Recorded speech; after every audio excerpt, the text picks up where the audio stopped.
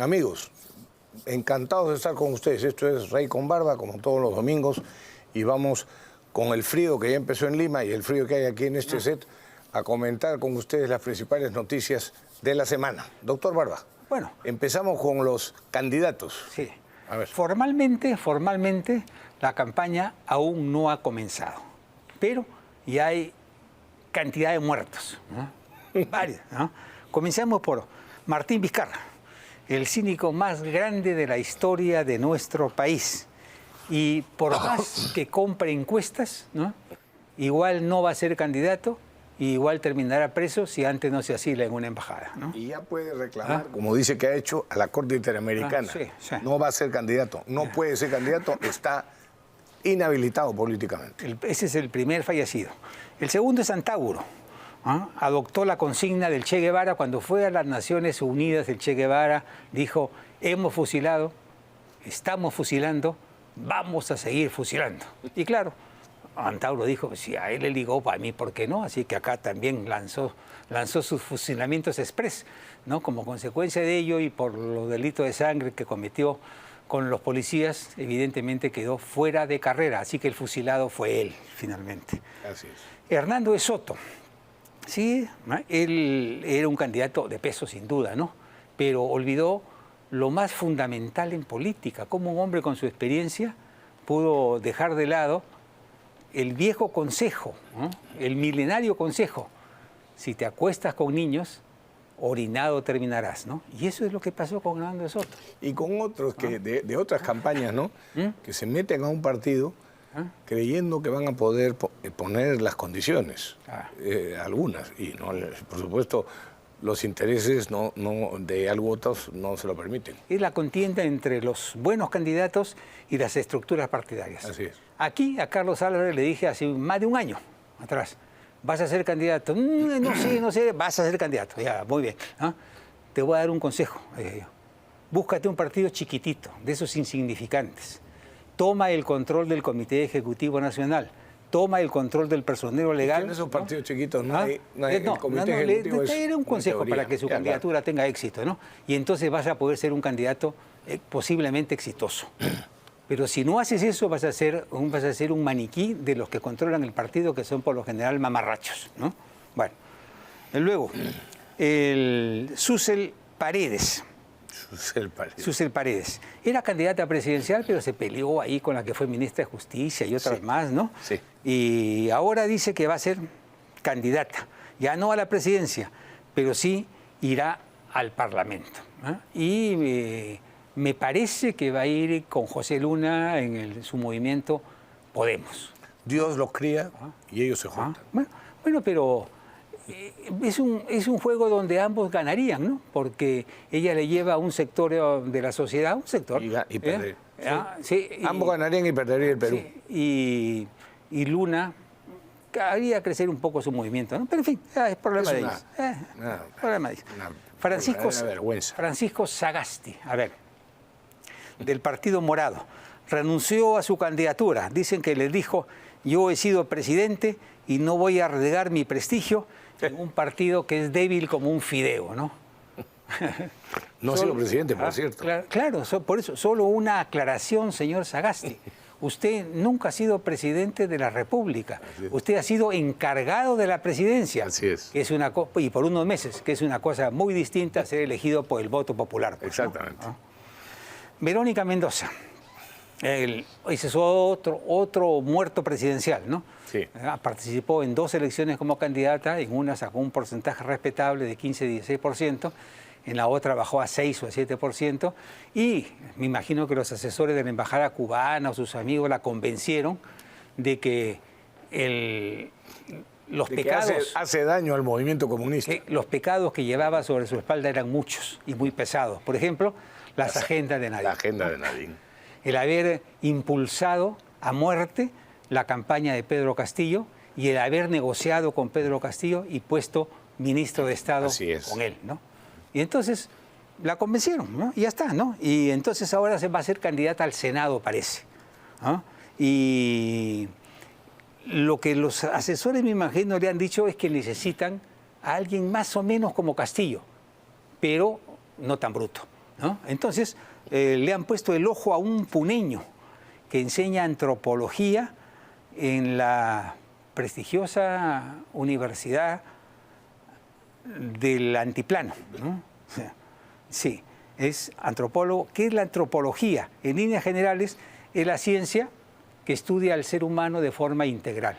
Y en base a esta ciencia, este señor ha llegado a la conclusión que el señor Castillo es un preso político, que el Perú necesita una constituyente, que hay que refundar el país sobre bases socialistas para ser más o menos como Cuba, Nicaragua, Venezuela o una cosa semejante, ¿no? Un ciudadano con un mínimo de cultura diría que esto es una locura, pero este es el país de las locuras, ¿no? Y entonces hay que tener cuidado. Por supuesto. ¿No? Y el que más cuidado debería tener el señor López Chau, que se podría quedar sin votos en Puno y en otras regiones, ¿no? Y luego está Guido Bellido, que es un hombre simpático, alegre, gracioso, ¿no? Y lo han dejado sin partido, pues el hombre era del partido Perú Consciente. Yo le diría el Perú Inconsciente, ¿no? En fin, no logró la inscripción de su partido, así que el hombre está fuera de carrera, ¿no? Y el otro que está fuera de carrera también lanzó su candidatura presidencial, el viejito de los ríos de sangre, ¿no? Aníbal Torres. Está fuera también, no llegó a tiempo. Pero sus brujos le han dicho que va a llegar a los 100 años, así que puede esperar 5 años más y luego ser candidato a la presidencia, me imagino, a los 93 años, ¿no? Dios concede larga vida a cierta gente, ¿no? Yo todavía tengo esperanzas, mejor dicho. Sí, ilusión, más que esperanzas, ilusión, de que al margen de esos que tú has leído, surja una persona, bueno, que ya está empezando, ha empezado poco, pero que podría, aunque tenga todas las en contras, tiene toda la capacidad y todas las condiciones para ser un magnífico presidente. Bueno, muy bien, vamos a ver. El problema de los grandes candidatos y de los hombres talentosos es que no ganan las elecciones. A veces, ¿no? Sí, efectivamente. Así. Bueno, a ver, yo sé que cuando comente estas cosas me van a volver a atacar, como me han atacado antes, cuando he advertido lo que podía suceder en contra de la economía de los peruanos, pero tengo la obligación de hacer ver las barbaridades que están sucediendo.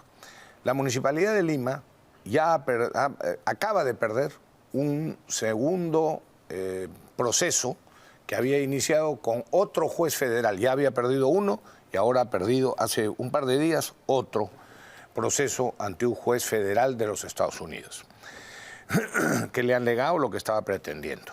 La Municipalidad Metropolitana de Lima ha perdido ya, en el periodo actual, 3 arbitrajes por más de 250 millones de dólares, más los intereses que siguen corriendo y que vamos a pagar los peruanos. Y tiene pendientes otros 2 arbitrajes que espero que no los pierda la municipalidad. Yo, por supuesto, como peruano, no quiero que los pierda. Lamentablemente, tiene la municipalidad todas las de perder y son, ahí sí, cantidades muchísimo más grandes. Pero lo peor es que el señor, en esta gestión, la Municipalidad Metropolitana de Lima, para no personalizar en el señor Rafael López Aliaga, ha gastado ya casi 120 millones de soles en abogados extranjeros para atender estas cosas que ha originado todos estos problemas. 120 millones de soles solo en gastos de abogados. Hay una publicación, tienen la producción, la lista, bueno, ahí están. Ahí está el listado de los abogados. Ahí figura uno de los abogados que no llego a leer. Ah, aquí está. El señor el Boyce Schiller, me parece que es este último abogado que ha salido varias veces en los medios de comunicación anunciando que la municipalidad iba a ganar, etc. Bueno, 120 millones. Es que el problema de los peruanos no lo llegamos a entender. Las malas negociaciones de los contratos, los caprichos burocráticos, que los existen, porque existen, por supuesto, los abusos y atropellos, la arbitrariedad de decisiones nos lleva a arbitrajes internacionales. Mira, Pepe, en solo 12 últimos años, del 2008 al 2014, al 2024, sin contar lo que mencionaba hace un momento, el Perú ha sido condenado a pagar 4.380 millones de soles, que sale todo del bolsillo de los peruanos.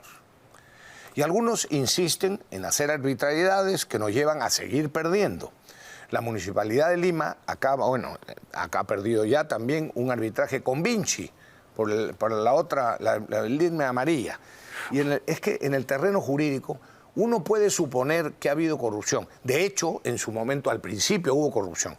También puede suponer que cuando otras empresas, como Vinci o como Brookfield, compraron la concesión que había sido originada supuestamente por corrupción, tú no puedes suponer que ahí también ha habido corrupción o que sabían la corrupción. No puedes. O sea, en el terreno jurídico, no en el terreno de la demagogia de políticos y del periodismo, las compras se presumen de buena fe. Lo contrario, es decir, la compra de mala fe, con dolo, hay que probarlo. Y si no lo puedes probar, lamentablemente vas a perder.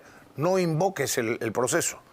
En fin, esperemos que los peruanos no sigamos perdiendo plata. Y por último, lo que ha sucedido, y esto no es culpa de la actual administración de la Municipalidad de Lima, es culpa de otros, concretamente de Luis Castañeda. Porque en el 2017, Luis Castañeda, siendo alcalde, se apropió de 17.000 metros cuadrados del Jockey Club, sin pagar ningún justiprecio. En el 2020, un tribunal arbitral ordenó a la Municipalidad de Lima que le pagara al Jockey Club los casi 14 millones de soles más intereses. Perdón, de dólares más intereses. La municipalidad entonces inició un juicio contra el laudo arbitral. La Corte Superior sentenció a favor del Jockey Club, ratificando que tenía que pagar la Municipalidad de Lima. La municipalidad respondió con un recurso de amparo contra esa sentencia. Y en el 2021 esa demanda fue desestimada, tanto por la Corte Superior como por la Corte Suprema. Agotadas todas las acciones legales posibles para no pagar, la actual administración del municipio, repito, el problema que no lo inició Rafael López Aliaga, pero que sí está en el deber de concluirlo, que no cumple la municipalidad con el pago adecuado. Y los intereses siguen corriendo. Además, desde la emisión del laudo, o sea, desde el 2020. Es que hay que respetar la propiedad, hay que respetar la sentencia de tribunales y hay que respetar la propiedad segura en el país. Eso es todo. No puede, aunque te parezca que tienes todas las razones, no puedes cometer atropellos. Ahí lo dejo. Lo de Dina. Déjame decir algo sobre Dina Boluarte. Dale. Ya. Bueno, tenemos un problema serio, ¿eh? Este sí es un problema serio y yo le ruego a los parlamentarios que nos siguen en este programa que nos escuchen. La señora Boluarte dice que confía en que prevalezcan los intereses nacionales en el Congreso y que se le autorice a viajar a Estados Unidos para una entrevista en la Casa Blanca con el señor Trump. Bueno, en primer lugar, aún no ha sido invitada oficialmente. Eso de que el vicepresidente de Estados Unidos, a nombre del presidente, la invita a una presunta visita a Estados, a una presunta reunión de jefe de Estado, está lejos del protocolo, que comienza con una invitación formal que debe fijar día, hora y sobre todo agenda, lo que significa reuniones previas de ambas cancillerías para que los presidentes no se pierdan en una palabrería inútil. Eso es. El argumento de Dina es que con su presencia se fortalecerán los lazos estratégicos entre ambas naciones. Este es un argumento muy débil, ¿eh? Porque estos lazos están bien cimentados y más bien con su presencia podrían complicarse. ¿A qué me refiero? Trump no se sujeta a ninguna agenda. Él de frente, como lo hizo con Zelensky, como lo hizo con el presidente de Sudáfrica, el pobre presidente de Sudáfrica se fue a firmar un convenio sobre minerales y él le puso un video sobre el genocidio, lo acusó de genocida en la Casa Blanca, de un genocidio en Kenia que estaban matando a los Ahora se ha demostrado que el video estaba editado, que las primeras planas eran de otros diarios, en fin, ¿no? Pero ese es el estilo de él. Y es inevitable que le diga, que hable mal de China, que le diga, usted tiene que preocuparse porque China es un engendro del mal y ese aeropuerto de Shanghái puede convertirse en un puerto militar. ¿Y qué va a decir ella en respuesta? Tiene los argumentos, la capacidad geopolítica para poder refutar delicadamente esos argumentos de un hombre de la contextura y del vigor de Trump. No, va a quedar mal en Estados Unidos, va a quedar mal con Estados Unidos y va a quedar mal con China. Así es. Su visita sería en todo sentido un desastre. El Congreso no le puede dar permiso para este viaje, si en el caso llegase la invitación, ¿no? Y si le dan el permiso, que el Congreso asuma las consecuencias también de esa responsabilidad, ¿no? Sí, sí. Mira, sobre ese tema me gustaría comentar una cosa que se puede generalizar a diferentes autoridades, que son insoportablemente presumidas. Tú le escuchas a Dina y no hace más que atribuirse méritos y diciendo que su gobierno no le importan las encuestas y que ella está haciendo un magnífico gobierno, como no reconoce ningún error.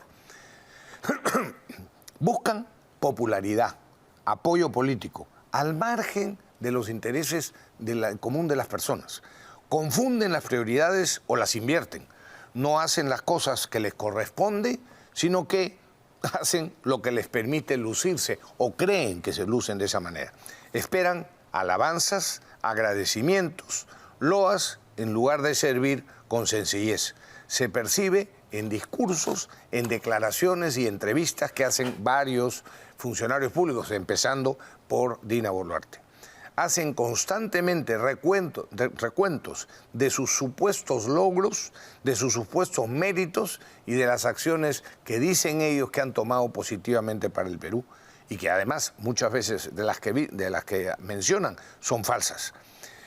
Y hacen, por supuesto, numerosas promesas que si se analizan a fondo se ve y se descubre la demagogia que hay en esos ofrecimientos. Pero así estamos. Y tenemos que prepararnos para una huelga general indefinida de un sector importante de mineros ilegales. Mañana llega el alcalde de Patás para reunirse con la presidenta y con el presidente del Consejo de Ministros para anunciarles que si el estado de emergencia continúa, ellos van a un paro general indefinido y no permitirán que salga ni un camión de la zona, ni de los formales ni de los informales. Ahora, Patás, como provincia, tiene más o menos 75.000 habitantes, de los cuales electores serán unos 35.000. Y el distrito de Patás, que es el epicentro donde se han dado los crímenes y donde existen las organizaciones, tiene aproximadamente 14.000 habitantes, es decir, 4.000 electores frente a 1.700.000 que tiene el Departamento de la Libertad. Así que es poca cosa. Pero ¿qué pasa con este alcalde? Si él no está a favor de los informales, sencillamente amanece muerto, ¿no? Porque, ¿qué pasa? En Patás ningún empleado gubernamental es recibido con cariño. ¿Por qué? Porque los mineros informales gastan su plata en Patás, en las cantinas, en la ropa, en los compras. En cambio, los empleados de La Poderosa, por ejemplo, no van al distrito de Patás y no hacen sus gastos ahí. Entonces, para ellos la minería informal es en realidad su bolsillo, es su forma de subsistencia. Entonces, aquí tenemos un problema serio. Se ha creado una mesa de desarrollo integral donde están todos los representantes, alcaldes, el presidente de la Central Única, presidente de la Comunidad Campesina y así por el estilo, como 15. Ahora, ¿quiénes son los asesores? Eso te iba a decir. De estas comunidades. Recuerda nombrar los asesores. Tomen nota. ¿Ah? Uno es Raúl Noblecilla, ¿no? ¿Se acuerdan? ¿Ah? ¿Se acuerdan de Raúl Noblecilla? Bueno, el hombre fuerte de Pedro Castillo, admirador de Pedro Castillo. Y defensor de Bexy Chávez. De hecho, se pasó, ¿no? Repudiado por sus compañeros de colegio. ¿Ah, sí? Ah, bueno. Totalmente. Y el otro es Jorge Paredes Terry. ¿Te acuerdas de él? Lo entrevistamos aquí. Claro, Perú Libre, pero 100%. Yo, o sea, Pero si estas comunidades y estos líderes gremiales los escuchan a estos abogados, bueno, es evidente. No hay forma, no hay forma de llegar a una solución razonable, me parece. No, Pepe, es que evidentemente ni los asesores ni esos dirigentes tienen la intención de que se llegue a un acuerdo razonable. Lo que están haciendo es simplemente chantajear al Estado peruano. Eso es todo. Es un chantaje que no se puede permitir. Que lo van a aceptar, lo van a permitir, estoy convencido. O simplemente van a extender esas conversaciones, entre comillas, o simplemente no van a llegar a un acuerdo. Pero mejor dicho, o van a llegar a un acuerdo en el que el Estado va a ceder, lamentablemente, y van a dejar de poner de la presencia de los militares, van a retirar las cosas. Es, una vez más, dejar que la calle, sobre todo los revoltosos, los delincuentes, porque esos son cuando bloquean carreteras, etcétera, ganen por presión y por chantaje. Claro. Rafael, ahora, sobre ese tema, la injerencia del Estado sobre los medios de comunicación es un asunto muy delicado, porque la ley aprobada en el Congreso obliga, hace unos días, obliga a los medios de comunicación públicos y privados de cualquier formato a destinar el 10% de su programación a campañas contra la violencia hacia la mujer. Esta ley es arbitraria e inconstitucional, ¿no? Yo sí creo que es completamente inconstitucional y además de abusiva, inaceptable. Yo no puedo comprender a qué nivel de barbaridad pueden llegar a veces en el Congreso para aprobar. Así como en este programa hemos elogiado varias decisiones del Congreso, incluso del Congreso actual, no podemos dejar de hacer ver lo inaceptable que es esta ley. Es decir, atenta contra todo, contra absolutamente todo. El Estado tiene su canal, el Canal 7. Claro. Tiene su el radio nacional que llega a todo el Perú. Tiene el peruano. Y tiene sus operadores en las redes sociales. Todo eso lo puede. Esto que están haciendo, esta imposición de contenidos, es una forma de expropiación indirecta. Exactamente. ¿No? Porque es el 10%. De toda la programación. De toda la programación. Ni siquiera están hablando del 10% de la publicidad, sino de toda la programación que será determinado por el gobierno y los medios no podrán negarse. Pero lo grave es que podría ser ampliado a capricho, porque si hoy en día es el 10% para defender a las mujeres que son víctimas de violencia, mañana puede ser para defender... El respeto a las personas con discapacidad. O el respeto a los... Para una franja de 5% para... A los ancianos. A los ancianos, otra de 5% para luchar contra la pedofilia, otra contra el maltrato animal, ¿no? O sea, esto es una locura que me parece que debería ser remediado, ¿no? Pero no, remediado. Yo creo que ya no... Yo que el gobierno ya plantearía de inmediato una acción de inconstitucionalidad, porque no puede ser, francamente no puede ser. Pero tenemos la visita del doctor Humberto Abanto. Sí, pasa, por favor. Un jurista respetable, que habla claro, que no tiene miedo y que siempre es un privilegio tenerlo en este canal. Doctor Abanto, me pongo de pie a saludarlo. Adelante, no sé si estás cómodo ahí porque hay unos cojines que están. Bueno, encantado. Bienvenido nuevamente. Muchas gracias a ustedes. Lo principal... Tú tenías un tema específico que querías conversar con el... Sí, no hace falta presentación de quién es Humberto Abanto. Ya la hice. Periodista estupendo. A ver, el caso del Frontón. Sí. Un resumen. Los hechos ocurrieron, o sea, el motín, o sea, la rebelión de los terroristas, de los presos por terrorismo que estaban en el Frontón, que sucedió el año 86. 18 y 19 de julio. Ok, hace 38 años. Bueno, los marinos que develaron que actuaron, 35 marinos fueron acusados. Hoy 31, porque se han muerto 4, ¿no? 3 por COVID y otro por lo que fuera. Acaba de morir hace una semana, por cierto. El comandante Lazo Galeani. Bueno, la acción penal realmente prescribió en junio del 2006, a los 20 años de los hechos. Pero para continuar con los procesos se ha recurrido ilegalmente a calificar las muertes de los terroristas como delito de lesa humanidad. Y las investigaciones continuaron hasta el año 2016. Por supuesto, digo yo, no calificaron de lesa humanidad la muerte de los 3 marinos, o sea, el asesinato de los 3 marinos. El juicio oral se inició en el 2017. Continúa ahora el increíble abuso legal por parte de las ONGs defensoras de derechos humanos, ya sabemos cuáles, y no le hacen caso a los argumentos de los defensores. Entre ellos, me parece que estás tú, ¿no es cierto? Cuéntanos, por favor. No, a ver, Resumen qué es lo que está pasando. el caso es mucho más complicado porque el Tribunal Constitucional lanzó una sentencia, que no sé si ustedes se acuerdan, Totalmente. que eliminó el carácter de lesa humanidad, que no debió ponerse nunca, porque contradecía la propia jurisprudencia de la Corte Interamericana de Derechos Humanos. Sobre ese caso. En los dos casos, el caso Neira Alegría y el caso Durán Ugarte. En los dos casos la Corte Interamericana rechazó ejecuciones extrajudiciales, o sea, graves violaciones de derechos humanos y crímenes contra la humanidad. Lo calificó como uso desproporcionado de la fuerza. Y que sobre eso había que hacer el proceso. El proceso. Pero no dijo que no cumplían los plazos ni cosas por el estilo, porque o sea, las excepciones de plazo en la doctrina de la Corte Interamericana, que es bastante discutible en materia de graves violaciones, es que no hay prescripción, ni amnistía, ni indulto para graves violaciones de derechos humanos y para lesa humanidad. Para todo lo demás, sí, no es el caso. Se abrió el proceso, esto ha sido 2005, 2009 y 2013, aperturas de investigaciones que irán montadas una sobre otra en vez de producirse dentro de la misma carpeta. Terminamos en una acusación en el año 2016 y hemos tenido juicio hasta el año 2024 en que se quiebra por responsabilidad del Poder Judicial, no nuestra. ¿Qué significa? Sí. ¿Qué significa que se quiebra? Significa que todo lo que se ha actuado es nulo porque cambiaron a 2 jueces. Increíble.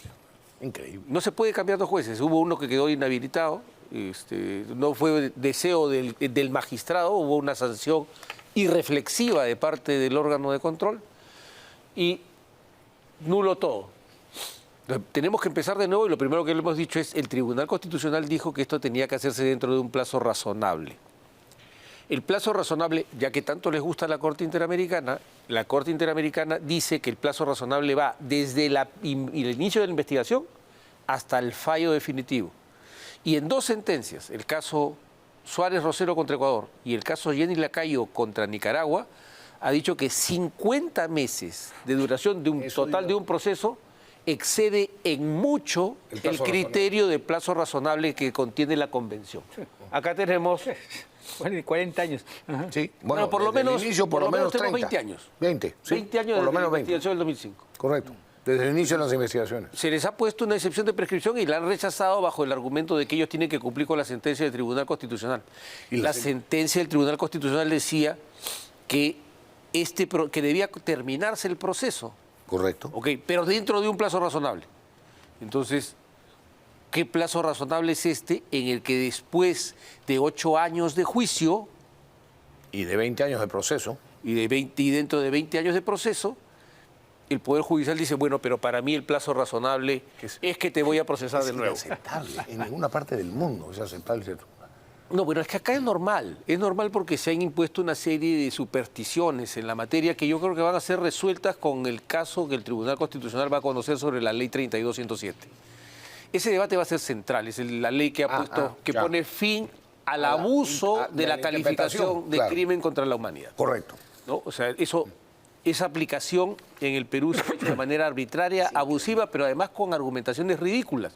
Por ejemplo, que las normas del proceso, las normas del derecho penal internacional pueden aplicarse retroactivamente. Y más aún, que eso es una norma de ius cogens, o sea que es una norma contra la que no se puede pactar. Si eso fuera cierto, Pepe, Rafael, el Estatuto de Roma de la Corte Penal Internacional sería nulo, porque el artículo 53 de la Convención de Viena sobre el derecho de los tratados expresamente que no puede dice ser que los tratados que pactan contra estas normas imperativas llamadas ius cogens son nulos. Y el Estatuto de Roma de la Corte Penal Internacional establece la irretroactividad de sus normas. Correcto. No una vez, sino en 3 artículos. Si esta esta mentira que inclusive el propio Tribunal Constitucional recogió en la sentencia 24/2010, fuese cierta, la Corte Penal sería una corte inexistente, la Corte Penal Internacional. Claro. Pero así funcionan las cosas acá. Y lo hacen sobre la base de esa famosa sentencia del Tribunal Constitucional que fue cambiada por 4 magistrados de forma prevaricadora, Sí. porque cambiaron a posteriori, 4 años después, Cambiaron el sentido del voto. Del voto de un magistrado Vergara. muerto, Así es, el que ya doctor estaba. Vergara Botelli. Entonces ellos, según esfuerzo supongo que ayudados de una ouija o de una mesa de espiritismo, recibieron el mensaje del doctor Vergara Botelli diciéndole que su voto y su firma no significaban lo que su voto y su firma decían. Sí. Qué locura Increíble. qué locura de país, ¿no? Por suerte esas 4 personas ya fueron al basurero de la historia. Sí, ya, pero Quiero hacer 3 preguntas. deberían ser sancionados. 3 preguntas. ¿Ah? A ver, Dale.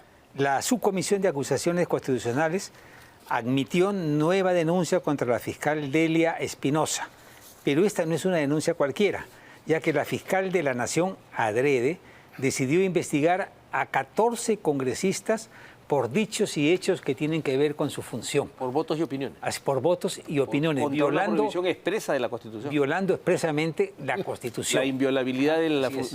la inviolabilidad parlamentaria. Así El es, parlamentario no puede ser encartado por sus votos y sus opiniones. Así Correcto. es. ¿No? Entonces, esto es un tema muy serio, porque la infracción constitucional está a la vista y lo que le corresponde es una sanción muy severa que podría terminar en su destitución y en una inhabilitación. ¿O Debería me de equivoco? terminar. Debería, ¿Ah?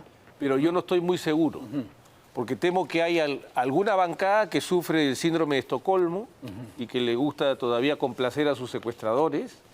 Hay algunas bancadas que tienen allegamientos con la Fiscalía y vamos a ver, o sea, 87 votos no es fácil reunirlos en estas circunstancias. Yo creo que habrá algunos votos predecibles, pero todo esto depende de los con nombre propio, del señor Rafael López Aliaga, de la señora Keiko Fujimori, del señor César Acuña Peralta, de Vladimir Cerrón, de José Luna, ¿no? Y de los otros y de los otros líderes de los partidos. Ya que mencionas el nombre de Vladimir Cerrón, su abogado dice está en el Perú. Yo soy de la opinión que no está en el Perú y que hace rato que está en Cuba hace tiempo y ahí ya se cansó y ahora quiere regresar. Él le ha dado una clase a Antauro de cómo se sortean las vallas judiciales. El único proceso que le queda es el de los dinámicos del centro, que tiene vigente una prisión preventiva. De obtener un fallo positivo, que es bastante probable, tendremos nuevamente en campaña al señor Cerrón, ¿no? Pero a mí no me parece mal. ¿Sí? Te voy a No, ser te digo, sincero, te digo. Pepe. O sea, a mí no me parece mal.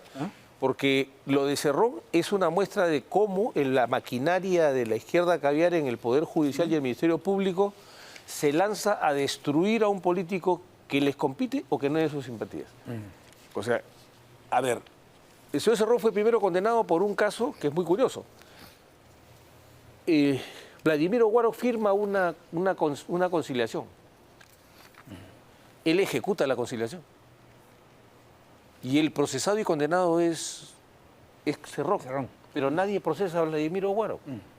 Entonces es evidente que aquí hay una disparidad. El Perú, pues, es el Perú. ¿Ya? Es el- Y el otro caso del aeródromo lo ha dejado claro la Corte Suprema. O sea, y no lo ha hecho, pues, digamos, un juez de nuestras simpatías, ni de simpatías del señor Cerrón. Y ahora Montesinos.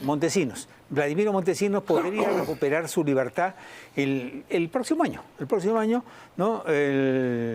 Siempre que no enfrente, dicen, nuevos procesos judiciales. Montesinos, que ya supera los 80 años, permanece recluido en la base naval dentro del grupo que puede solicitar ya pasar a una prisión domiciliaria o en libertad. Pero ¿Cuál aunque- es la situación real ahí? Aunque enfrentara nuevos procesos, las penas acaban.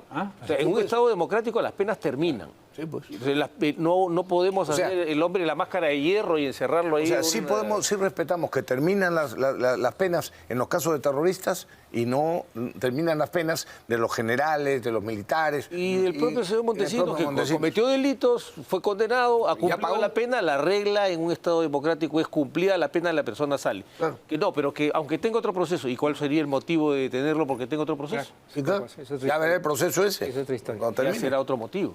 Claro. Y la buena noticia, Tomás Gálvez, nada más, lo de Tomás Gálvez, nada más. Según la resolución, el Juzgado Constitucional de Lima le ha dado un plazo de 5 días a la Junta Nacional de Justicia para que rehabilite el título de fiscal supremo de Tomás Gálvez y borre de su registro la sanción de destitución. ¿Hay alguna forma que esto no suceda? Bueno, le han pedido la suspensión de los derechos al señor Tomás Aladino Gálvez en un procedimiento en el que la Fiscalía ahora no tiene competencia porque está en sede congresal. Claro. Advierto además que están por retornar, ¿no?, el doctor Luis Carlos Arce, y que todavía hay pendientes recursos en el caso de la señora Benavides, que como yo en ese caso la estoy defendiendo ante la Junta Nacional de Justicia, yo espero que haya una resolución razonable. Se le destituyó porque la señora Tello de Ñeco y sus secuaces dijeron que el informe que había hecho la Gerencia de Productividad era un informe hecho de favor y con información inconsistente.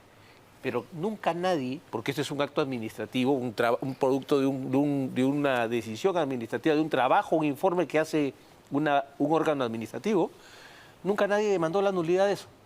Y en buen romance la señora Tello de Ñeco, con absoluta crueldad y violando sus límites, declaró que esa era una prueba falsa.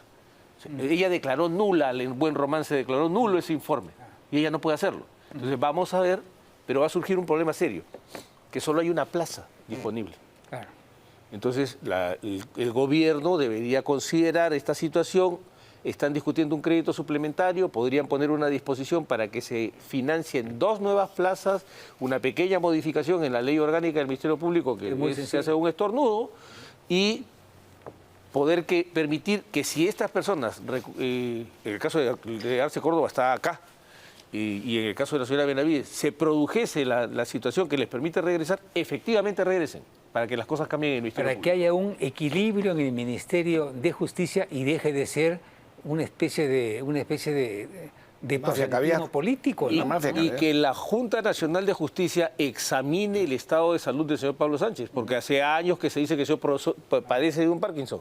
Es una enfermedad neurológica degenerativa. Yo lamento que la padezca, claro, pero es una enfermedad neurológica degenerativa que termina inhabilitando a la persona. Sí, claro. Entonces, ¿el señor está o no en condiciones de ejercer el cargo de fiscal supremo? Si no lo está, es responsabilidad de la Junta Nacional de Justicia verificar que esa circunstancia esté o no. Yo tengo una última pregunta. ¿Puedo, don Rafael? No. Que andamos gira corta, pero bueno. Oye, es sobre Juan Fernández Gerí. Él es el jefe de la Autoridad Nacional de Control, que es una entidad que se encarga de investigar y disciplinar a los fiscales que de una u otra manera no están cumpliendo con su responsabilidad. Se le ha inventado un audio. Un audio, ¿no? Que originalmente era una conversación. Recuerden las declaraciones originales del fiscal provincial de la Nación. Visto desde afuera. Sí. Pero no sé cuál sea la situación real de Fernández Gerí, que me parece que es un tipo correcto, decente. Pero a mí me parece ¿no? timorato. ¿Ah? Timorato. Un poco timorato. No ha ejercido la función con la rigidez y la drasticidad que la situación le exige. O sea, se levanta un fiscal provincial que está penúltimo en el escalafón del Ministerio Público e insulta al jefe de la Autoridad Nacional de Control, y el jefe de la Autoridad Nacional de Control no dice nada. Entonces, pero ahora inventamos esto. Se trataba de legitimarlo. O sea, pasó lo mismo con Fernández Gerí desde que no pudieron eliminarlo en el concurso de la anterior Junta Nacional de Justicia, le crearon un asunto y evitaron que juramentara. Tuvieron finalmente que tomar el juramento. Y a partir de ahí ha venido una hostilidad permanente contra él y ahora este invento. Es que la Fiscalía es la presea adorada, pues, Pero es que, repito, es la pata de cabra con la que quieren romper la puerta de la Constitución. Esa es la verdad, eso es todo. En realidad el Estado de Derecho. Bueno, muchas gracias. Muchas gracias, Roberto. Roberto. Muchas gracias. Lo dejo. Vamos a una pausa y regresamos. Con Ismael.